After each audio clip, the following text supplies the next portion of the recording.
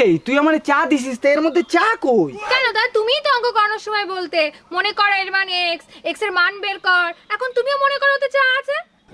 তুই কি বললি? কি হয়েছে, তোরা এরম করছিস কেন?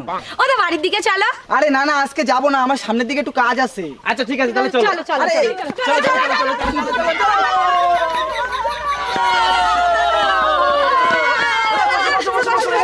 এখানে বসো, এখানে বসো, এখানে বসো।